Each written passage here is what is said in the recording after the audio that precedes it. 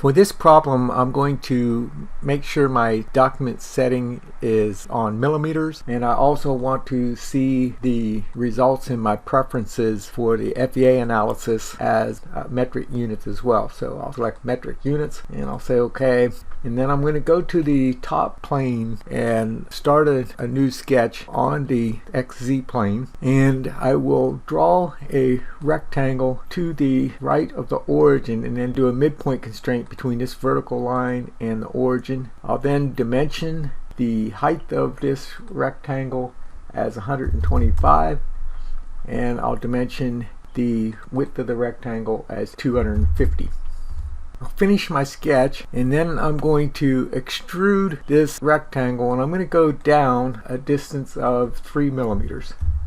I'll save this as Lab 8 plate under pressure and make sure my location is in the DSG 326 FEA folder. I'm then going to create a new sketch on the XZ plane, and I will draw a rectangle from this corner, and if it doesn't snap to that corner, just bring it on past and then do coincident this point to this corner and this point to this corner. I'll then dimension that from here to here as 3 millimeters, and I will finish this sketch, and then I'm going to modify and I'll do split face, and I'll select this face is the face that I want to split, and then for the splitting tool I'll select this line. Okay, so I have this split into 2 different faces. If you have this set to visual style shaded with edges, you can see this boundary edge here. I'm then going to start a second sketch or a third sketch on the XZ plane, and I'm going to draw a line or a rectangle from about here over to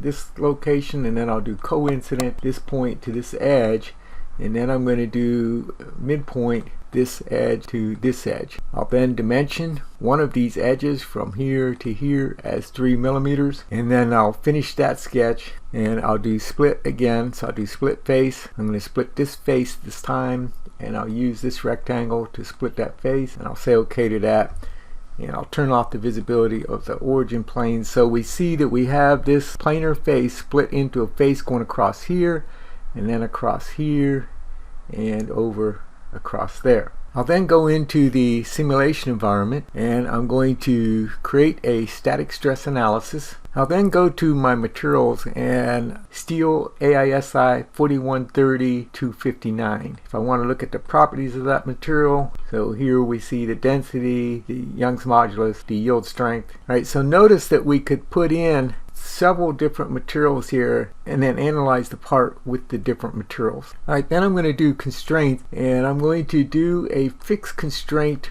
on this face right here. So this face can't translate or rotate. And I'll do another constraint, and this time I'm going to do a frictionless constraint on this face. So this face can translate in the Z direction, it can translate in the X direction, but it can't translate in the Y direction. I'll do the same thing on the other side. So I'll do constraint, I'll do frictionless on this side,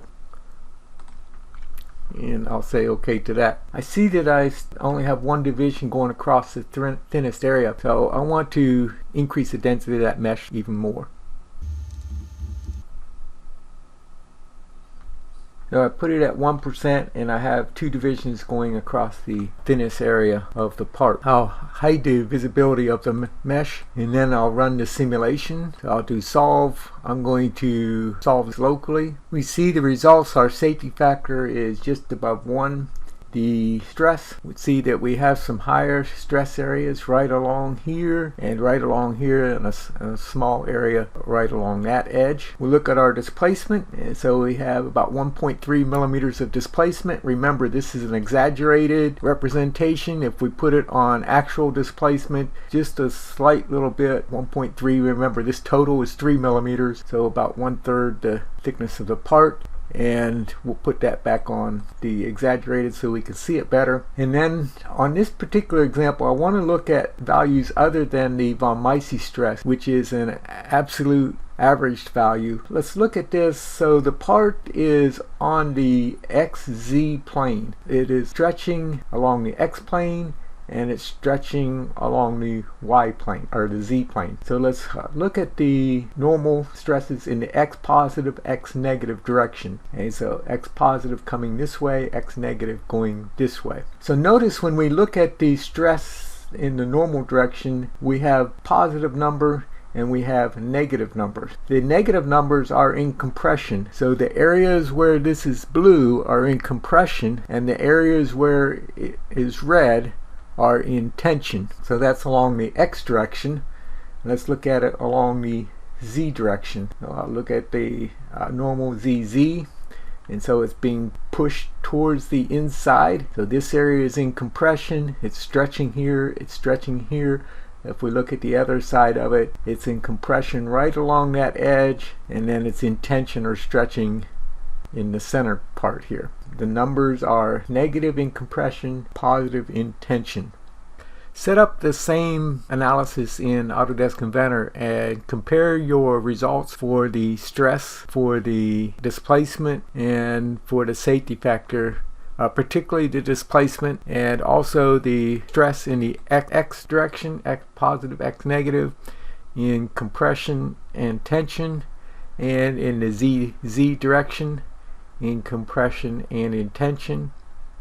Before you start, set up your material properties, the same as what we used in Fusion 360, and you should get similar results, the same displacement in Inventor. Check your mesh view, make sure you have a similar number of nodes and elements in your mesh. Set up the same analysis in SolidWorks. For the mesh, I did absolute value 1.5 millimeters. Remember, this was 3 millimeters from here to here, and so that gave me the 2 divisions across the thinnest area. Set your stress results, your von Mises stress results, in MPa units, and I set it as floating 3 decimal places, although really past the 709, just round that off. And then for the displacement, set it as millimeters, and again that displacement should be the same in SolidWorks that it is in Inventor and Fusion 360, within the same ballpark. And then to show the stress in the XX and the ZZ direction, go to your results, right click on results and select define stress plot. We want our units to be in MPa, and then rather than von Mises, I want to show the stress in the XX normal direction, and I will set it as floating 3 decimal places, and for the deformation I'm going to decrease the deformation, put it at 9. Okay, so there we see in the XX direction, again negative in compression, positive in tension, and we'll also define the stress in the ZZ direction. So I'll right click on results, I'll define stress plot, and I want the units in MPa, and I want the stress in the ZZ, and I'll set it to user defined exaggeration, half of what the SolidWorks has given me as a scale factor. And then I want to show this as floating and 3 decimal places. So there is our results of the stress in the ZZ direction.